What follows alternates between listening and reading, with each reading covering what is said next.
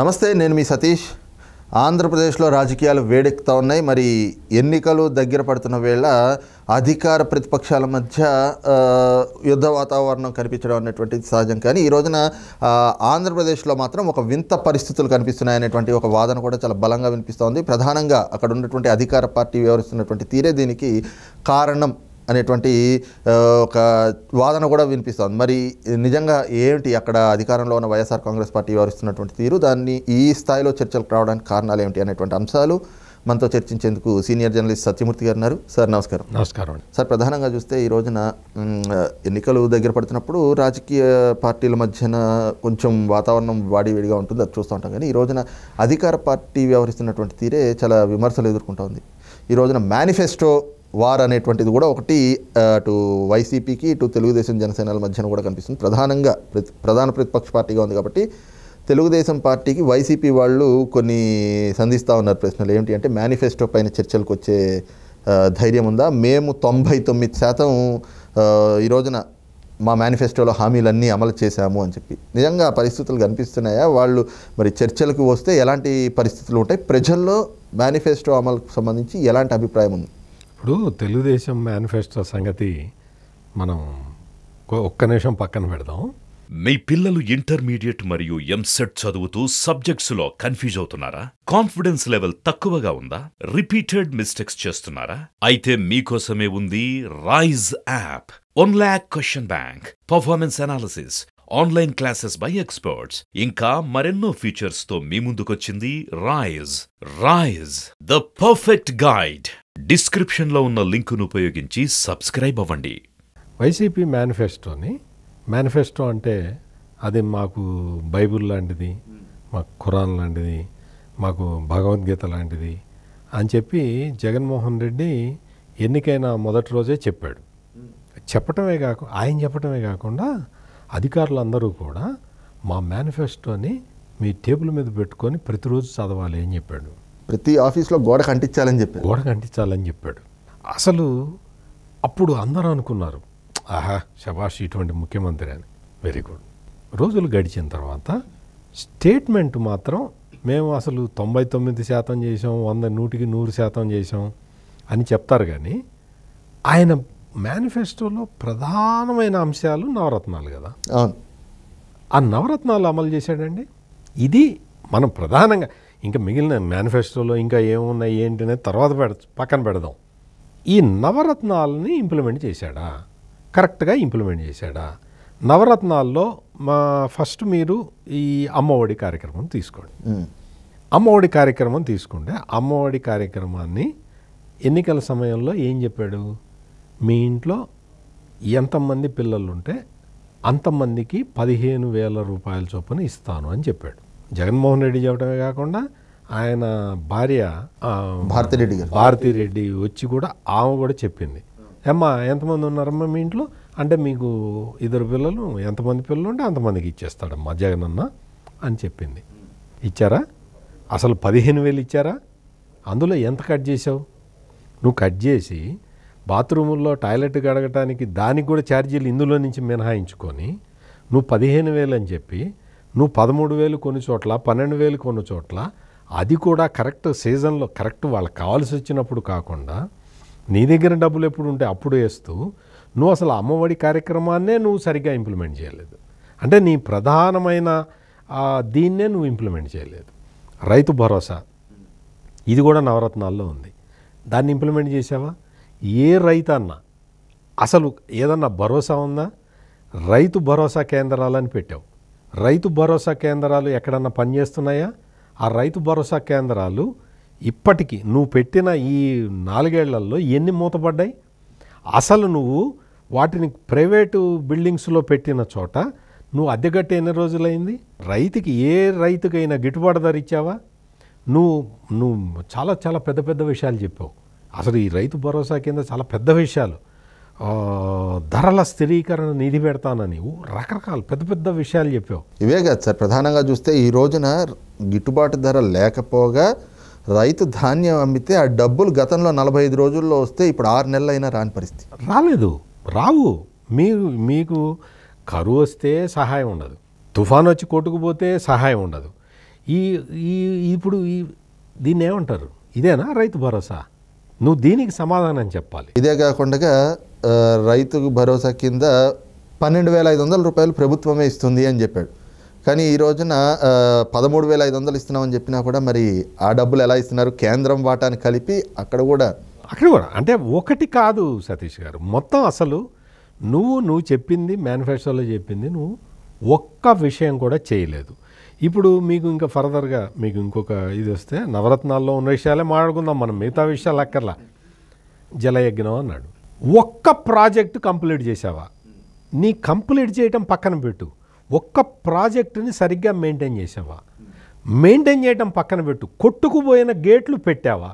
గేట్లు కొట్టుకుపోతే కళ్ళప్పగిచ్చి చూస్తున్న ప్రభుత్వం ఇది. అన్నమయ్య ప్రాజెక్టులో 46 మంది కొట్టుకుపోతే దిక్కు దివాణం లేదు ఈ ప్రభుత్వంలో. ఈ వచ్చి జలయజ్ఞం అని చెప్పి పైగా మాట్లాడితే మేము అన్నీ చేసాం. ఏం చేశారు? ఏ విధంగా చేశారు? ఇదొక ఇది. తర్వాత అతి ముఖ్యమైనది ఏంటంటే మద్యపాన నిషేధం. నువ్వు అసలు మద్యపాన నిషేధం చెయ్యకుండా నేను ఓట్లు అడగను అన్నావు. చేసావా మద్యపాన నిషేధం? దశల వారీగా చేస్తానన్నావు. ఒక్క దశ అన్నా చేసావా? నువ్వు పైగా ప్రైవేటు కాంట్రాక్టర్లు అమ్మే మద్యాన్ని నీవు అమ్ముతున్నావు. నువ్వు తీసుకొచ్చి నువ్వు షాపులు పెట్టి ఆ షాపుల సంఖ్య పెంచి మద్యం ఆదాయాన్ని పెంచుకొని నువ్వు డిస్టిలరీలు బ్రూవరీలు నువ్వు హ్యాండ్ ఓవర్ చేసుకొని వాటిట్లో ప్రొడ్యూస్ చేసిన మద్యాన్ని నువ్వే అమ్ముకుంటూ మద్యం వ్యాపారం చేస్తున్నది నువ్వు. గతంలో ఉన్న బ్రాండ్లు ఒక్కటి లేవు. మద్యపాన నిషేధం చేస్తానని చెప్పి నువ్వు చేసింది ఏంటి అంటే అంతకుముందు కొంచెం మంచి బ్రాండ్లు ఉంటే ఆ మద్యం మంచి బ్రాండ్లని నిషేధించావు నువ్వు. అంటే నీ మద్యపాన నిషేధం ఏంటి అంటే మంచి బ్రాండ్లని నిషేధిస్తాను, అదే మద్యపానం అని ప్రజలు అర్థం చేసుకునే స్థితిలోకి నువ్వు ఆ మద్యపాన దీన్ని తీసుకొచ్చావు. ఇంకొకటి, పేదలకి ఇళ్ళు ఇస్తానన్నావు. ఇచ్చావా? చంద్రబాబు నాయుడు కట్టిన టిట్కో ఇళ్లనే నువ్వు ఇవ్వలేదు. నువ్వు జగనన్న కాలనీలు అన్నావు. జగనన్న కాలనీలు ఎక్కడున్నాయో ఏంటో తెలియదు ఎవరికి. అసలు అదే పెద్ద స్కాండలు. దాని మీద పవన్ కళ్యాణ్ లెటర్ రాసింది. నువ్వు మొత్తం పెద్ద అది చేశాను, జగనన్న కాలనీలు కట్టానన్నావు. ఆ కాలనీల్లోనే పెద్ద కుంభకోణం చేశారు. వాళ్ళు తక్కువ రేటుకి భూములు కొని వైసీపీ నాయకులు ప్రభుత్వానికి ఎక్కువ రేటుకి అమ్మారు, ఇందులో లక్షల కోట్లు కొట్టేశారని చెప్పి పవన్ కళ్యాణ్ చెప్పిన. అవును. అదేవిధంగా ఇంకొక పాయింట్ ఏంటి, ఆరోగ్యశ్రీ. ఆరోగ్యశ్రీకి అసలు బిల్సే ఇవ్వట్లేదు. ప్రభుత్వ వైద్యశాలకి వెళ్తే మామూలు మందులే లేవు, కొరోసిన్ ట్యాబ్లెట్లు లేవు. నీ పాలనలో నువ్వు ఇంకా ఆరోగ్యశ్రీ దాకా కాదు, మామూలుగా వెళ్తే హాస్పిటల్లో మామూలు వైద్య సేవలు కూడా లేని పరిస్థితులు తీసుకొచ్చి ఆరోగ్యశ్రీలో రోగాలు పెంచాను. రోగాలు మనుషులకి పెరుగుతూనే ఉన్నాయి తప్ప నువ్వు చేసింది ఏమీ లేదు.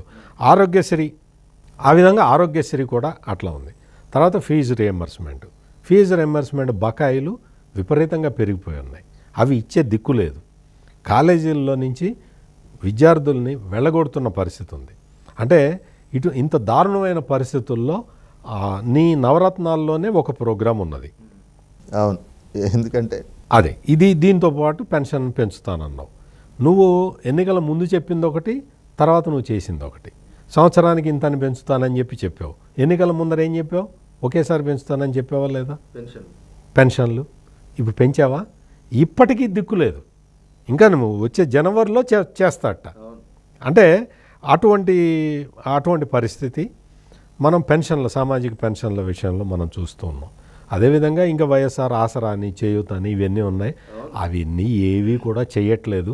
ఇవి నవరత్నాలు, ఇవి మీరు చెప్పారు. ఇవి కాకపోగా మేనిఫెస్టోలో చెప్పినవే చూస్తే ప్రత్యేక హోదా కానీ, కడప స్టీల్ ప్లాంట్ కానీ, పోలవరం నిర్మాణం కానీ, ఇలాగ అనేకమైనటువంటి ప్రధానమైనటువంటి అంశాలు అవి ఎక్కడా తేరలేదు. అవి నాకు మొత్తం ఎంపీలను ఇవ్వండి, నేను ప్రత్యేక హోదా వాళ్ళ మెడలు వంచి తెస్తానన్నావు. తెచ్చావా? తేలేదు. నువ్వు పోలవరం చంద్రబాబు నాయుడు 74% కడితే నువ్వు హెకిల్ చేసావు. చంద్రబాబు నాయుడే ఇంకా కట్టడానికి రాలేదా అన్నావు. నువ్వేం చేసావు? 1% అన్న పని జరిగిందా? రివర్స్ టెండరింగ్ అన్నావు, కాంట్రాక్టర్ని మార్చావు, నీకు కావాల్సిన కాంట్రాక్టర్ని తెచ్చిపెట్టుకున్నావు. ఆ కాంట్రాక్టర్ పని చేశాడా? ఇది పరిస్థితి. మీకు ఒకటి కాదండి, మీకు రాష్ట్ర విభజన సమస్యలు, ఆ సమస్యలు తీర్చాలి. నువ్వేం చేసావు? నువ్వు కేసీఆర్తో కుమ్ముక్కయ్యి హైదరాబాదులో ఉన్న ఆస్తులన్నీ వదులుకొని వచ్చావు. నువ్వు చేసినవన్నీ డ్యామేజీ, ఆంధ్రప్రదేశ్కు నువ్వు చేసిన డ్యామేజీ అంతా ఇంత కాదు. అందువల్ల నువ్వు నవరత్నాలు ఇంప్లిమెంట్ చేయలే, నువ్వు ఇచ్చిన ప్రామిసులు ఇంప్లిమెంట్ చేయలే. నువ్వు మరింకొక ముఖ్య విషయం, సిపిఎస్ రద్దు చేస్తాను అన్నా, మనం అధికారంలోకి రాగానే వారం రోజుల్లో సిపిఎస్ రద్దు చేస్తానన్నా, మీకు ఎందుకన్నా అని ఎంప్లాయీస్తో చెప్పావు. 5 ఏళ్ళు అయింది, దిక్కు లేదు. అంటే ఇంకా వారం రాలేదేమో సార్. ఇంకా వారం రాలేదు. అంటే ఇటువంటి పరిస్థితుల్లో నువ్వు చెప్పిన మాటలన్నీ మాట తప్పను మడమ తిప్పను అని చెప్పావు. ఈ మధ్య సతీష్ గారు ఆ మాట ముఖ్యమంత్రి అనంగా మీరు విన్నారా? ఎందుకంటలేదు? మాట తప్పను మడమ తిప్పను, నేను వైఎస్ఆర్ బిడ్డని అన్నావు కదా, ఆ మాట ఇప్పుడు ఎందుకు అంటలేదు? ఇప్పుడు పబ్లిక్ మీటింగులో మాట తప్పను మడమ తిప్పను అనే అనమను జగన్ని. అంటే మాట తప్పిన విషయము మడమ తిప్పిన విషయము ఆయనకే స్పష్టంగా తెలుసు. కాబట్టి దీని మీద వేరే పార్టీలు అవి ఇవి చర్చలు చేయటం అది కాదు, ప్రజలే చర్చిస్తున్నారు, ప్రజలే ఒక నిర్ణయానికి వచ్చేసారు. అందువల్ల జగన్మోహన్ రెడ్డి ఏ హామీని కూడా నెరవేర్చలేదు. సార్, ఇక్కడే ప్రధానంగా చూస్తే మేనిఫెస్టోపై చర్చకు సిద్ధమా అని అడుగుతా ఉన్నారు. మరి ఈ రోజున మేము నవరత్నాలు అమలు చేస్తుంటే వాటికే డబ్బులు లేవంటున్నటువంటి తెలుగుదేశం పార్టీ మరి ఈ రోజున అంతకు 3 ఇంతలు మరి వాళ్ళు హామీలు ఇస్తున్నారని వాళ్ళ మేనిఫెస్టోని కూడా ప్రశ్నిస్తున్నటువంటి పరిస్థితిని ఎలా చూడాలి? ఇప్పుడు సంక్షేమానికి ఎవరూ వ్యతిరేకం కాదు. నేను అభివృద్ధి చేస్తాను, అభివృద్ధి ఫలాలు వచ్చే వరకు నువ్వు ఆకలితో ఉండు అని ఎవరూ చెప్పమనరు. నువ్వు సంక్షేమం అమలు చేయాలి అంటే అభివృద్ధి కార్యక్రమాలు చేయాలి, రాష్ట్రానికి మౌలిక సదుపాయాలు పెంచాలి, మౌలిక సదుపాయాల ద్వారా రాష్ట్ర ప్రభుత్వానికి ఆదాయం రావాలి. అంటే నువ్వు రాష్ట్ర ప్రభుత్వానికి సంపద సృష్టించాలి, ఆ సంపద ద్వారా వచ్చిన ఆదాయాన్ని రాష్ట్ర ప్రజలకి పంచిపెట్టాలి. ఈ సర్కిల్ సమర్థవంతంగా చేయగలిగిన వ్యక్తి చంద్రబాబు నాయుడు. అందుకనే ఆయన ఏ హామీ ఇచ్చినా కానీ ఆలోచించి ఇస్తాడు. నీలాగా అవి ఏవీ తెలియకుండా సిపిఎస్ రద్దు విషయంలో నాకు అవగాహన లేకుండా సీఎం చెప్పాడు అని చెప్పి సజ్జల రామకృష్ణారెడ్డి చెప్పినట్టుగా చంద్రబాబుతో వ్యవహారం ఉండదు. అందుకోసం ఏంటి అంటే మనం బ్రాడ్గా మనం చూడాల్సింది ఏంటి అంటే అన్ని రంగాల్లో ఈ జగన్మోహన్ రెడ్డి ప్రభుత్వం విఫలమైంది కాబట్టి ప్రజలు కూడా త్వరలోనే తీర్పు చెప్పబోతున్నారు. రైట్, ఇది చూస్తున్నాం కదా. ముఖ్యంగా ఏదైతే కేవలం ప్రచార ఆర్భాటంగానే నవరత్నాలు 99% అమలు చేశామని చెప్తున్నారు తప్పితే వాస్తవాలు ఏమిటి అన్నది క్షేత్రస్థాయిలో ప్రజలకు కూడా తెలుసు. ఈ రోజున వాళ్ళు చేయలేనిది ప్రతిపక్షాలు చేయగలము అని చెప్పేసి బలంగా చెప్తున్నారు. అంటే ప్రజలు కూడా అదే ఆలోచిస్తూ ఉన్నారు. ఏ విధంగా ఈ రోజున తెలుగుదేశం పార్టీ అమలు చేస్తుంది, ఎందుకంటే గతంలో తెలుగుదేశం ఏ విధంగా సంక్షేమాన్ని అందించింది, అదే సమయంలో అభివృద్ధిని కూడా ఎలా చేసిందో ఈ అంశాలన్నింటినీ కూడా, అంటే ఈ 5 ఏళ్ల కాలంలో జగన్మోహన్ రెడ్డి చేసినటువంటి పనులని, అలాగే గతంలో తెలుగుదేశం చేసినటువంటి పని మరి భవిష్యత్తులో వస్తే చేస్తామని చెప్తున్నవి, ఇవన్నిటిపైన ప్రజల్లో ఒక విస్తృతమైనటువంటి చర్చ జరుగుతూ ఉంది. కాబట్టి ఖచ్చితంగా రేపు రాబోయేటువంటి రోజుల్లో ప్రజాక్షేత్రంలో ఒక సరైనటువంటి తీర్పు అయితే రాబోతోంది. అది జగన్మోహన్ రెడ్డికి మాత్రం ఒక చంపపెట్టు సమాధానంగా పరిణమించేటువంటి అవకాశం కూడా ఉంది అన్నటువంటి అభిప్రాయాన్ని సీనియర్ జర్నలిస్ట్ సత్యమూర్తి గారు వ్యక్తం చేస్తూ ఉన్నారు. Thank you sir. నమస్కారం.